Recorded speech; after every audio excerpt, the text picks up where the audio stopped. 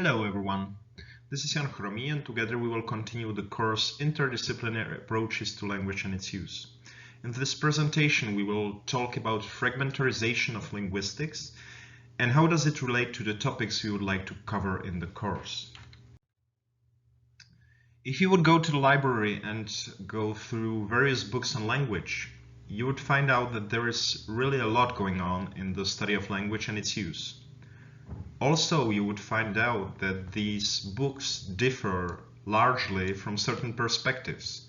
They focus on different topics and they employ different methodology. And the same goes for the courses you may take at the university or for the scientific conferences you may attend in the future. One can say that linguistics is not a coherent discipline as it was, for example, in the 20th century or in the first half of the 20th century. It has undergone a long process of fragmentarization, which led to a creation of distinct subdisciplines and interdisciplinary fields. Here I have a list of various subdisciplines you may get acquainted with during your studies. Some are quite old, such as phonetics or typology. Some are fairly new, such as usage-based approaches, which originated approximately in the 1980s. One must say that this list is not complete, and it would be much longer if you would like to encompass all the existing subfields. One way how to see the difference between the fields is to look at the research aims. For this purpose, we may borrow the well-known distinction between basic and applied research. People doing basic research may ask questions such as, how does language evolve? Or how come that we understand each other? However, people focusing on applied issues ask fundamentally different questions such as, how to teach language efficiently? Or what is the best treatment for a child with a particular language disorder? The difference in research aims is fundamental, and as such leads to a great fragmentarization. The consequence of fragmentarization is a lack of communication between the subdisciplines, at least between some of them. Of course, this results in many misunderstandings. In his famous paper, Why Can't We Talk to Each Other?, Martin Haspelmath argued that communication between certain approaches may be virtually impossible due to huge theoretical and viewpoint differences. This points out that many people doing research on language do in fact work parallel to each other and sometimes also ignorant to each other. What I said until now may be a bit disturbing, especially to students. You may therefore change the perspective and ask what is actually common between the subfields.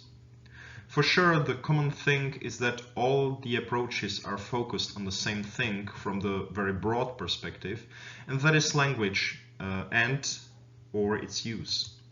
Moreover, lately one can see a certain convergence between various disciplines, which points out that the fragmentarization can be seen as an advantage, at least if the researchers are willing to understand each other.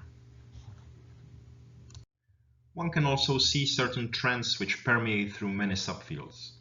On one hand, there is a huge tendency to base the scientific claims on data analysis instead of intuitions. Some approaches have done this for a long time, but for other approaches this is a new thing. Also, the idea that linguistics is an autonomous discipline, which does not have any strong ties to anything else, is somehow fading away, and interdisciplinary study of language and its use is growing rapidly. At last, there is a general tendency to recognize diversity in various aspects of language and its use. Altogether, the situation considering the study of language and its use is somehow messy, so to say. It is not easy to get a grasp on what is really going on. In this course, we would like to get you acquainted with various linguistic subfields. We must say that we will not go very deep, and you won't be an expert on every field we will focus on here when you pass the course. However, we hope that we will give you a firm basis you would be able to build on when you would like to go deeper to any linguistic subfield. We typically mention some studies on the way through the presentation, such as Martin Haspelmath's study here. However, we would like to give you a few reading tips to broaden your scope at the end of each presentation too. Here, I chose 3 papers you might want to look into. The first is a study by Nicholas Evans and Stephen Levinson, which argues for the key role of diversity in the study of language and its use.